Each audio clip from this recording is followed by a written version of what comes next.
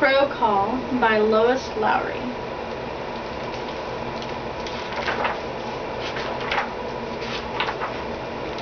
It's morning, early, barely light, cold for November.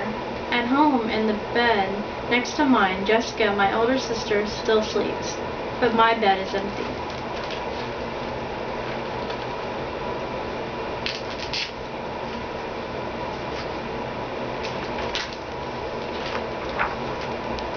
I sit shyly in the front seat of the car next to a stranger who is my father, my legs pulled under a too large wool shirt I am wearing. I practice his name to myself, whispering it under my breath. Daddy, Daddy. Saying it feels new. The war has lasted so long. He's been gone so long. Finally, I look over my shoulder timidly at him, speaking aloud.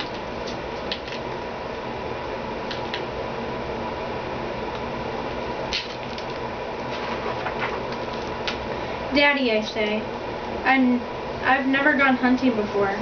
What if I don't know what to do? Well, Liz, he says, I've been thinking about that. I decided to put you in charge of the crow call. Have you ever operated a crow call? I shake my head no.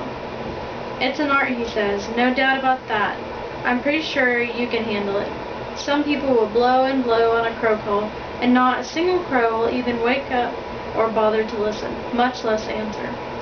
But I really think you can do it. Of course, he adds, chuckling. Having that shirt will help.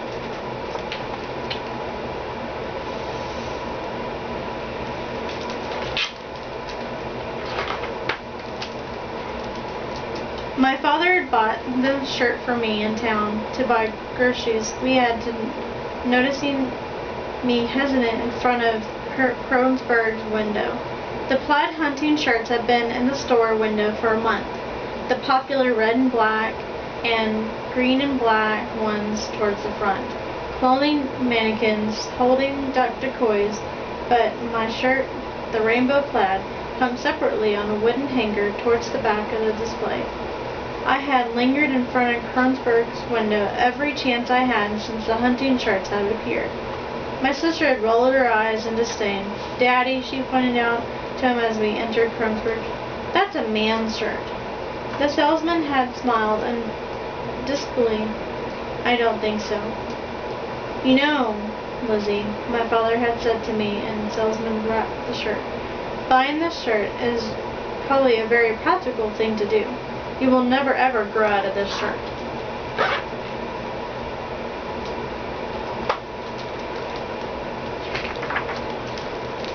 Now, as we go into the diner for breakfast, the shirt unfolds itself downward until the bottom of it reaches my knees. From the bulky thickness of the rolled back cuffs, my hands were exposed. I feel totally surrounded by shirt. My father orders coffee for himself, and the waiter asks, "What about your boy? What does he want?" The father winks at me. I hope that my pigtails will stay hidden inside the plaid wooden collar. Holding my head very still, I look at the menu. At home, my usual breakfast is cereal with honey and milk. My mom keeps honey in a silver pitcher. There's no honey on the diner's menu.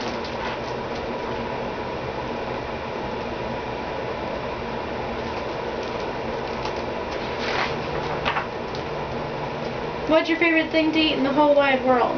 Asked my father. I smile at him. Cherry pie, I admitted. If he hadn't been away for so long, he would have known.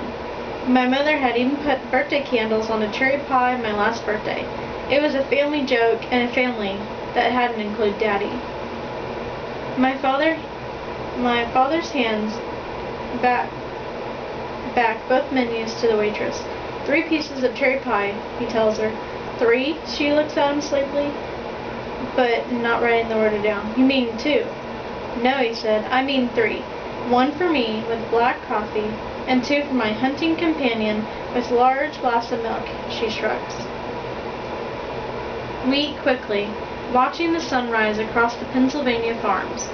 Back in the car, I flip my pigtails out from under my shirt collar and giggle. Hey, boy, my father says to me in an intimidating of the groggy waitress's voice. Are you sure you want to eat all that cherry pie, boy?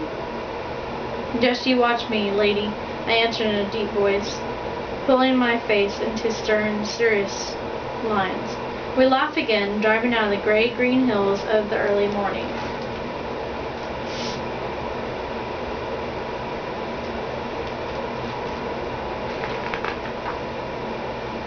It's not far to the place he has chosen. Not long until he pulls the car to the side of the empty road and stops. Grass, frozen after this summer softness, crunches under our feet. The air is sharp and supremely clear, free from the floating pollens of summer, and our words seem etched and breakable on the brittle stillness. I feel the smooth wood of the crow call in my pocket, moving my fingers against it for warmth, memorizing its ridges and shape. I stomp my feet hard against the ground now, and then my father does. I know I want to scamper ahead of him, like a puppy, kicking the dead leaves and reaching unknown places first. But there is uneasy feeling about moving along the edge of my back, that thought of walking in front of someone who is a hunter. The word makes me uneasy. Carefully, I stay by his side.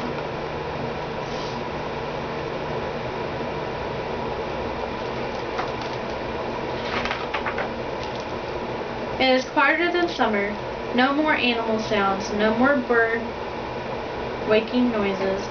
Even the occasional leaf that falls within our vision does so in silence, sparingly slow down to blend in with the others. But most leaves are already gone from the trees. Those that remain catch there by accident, waiting for the wind that will be freeing them. Our breath is strained. Daddy, I asked shyly, were you scared in the war? He looks up in the hill, and after a moment he says, yes, I was scared. Of what? Lots of things. Of being alone, being hurt, or hurting someone else. Are you still? He glances down. I don't think so. Those kind of scares are gone away. I'm scared sometimes, I confide. He nods unsurprisingly. I know, he said. Are you scared now? I say no, then remember the word that scares me. Hunter.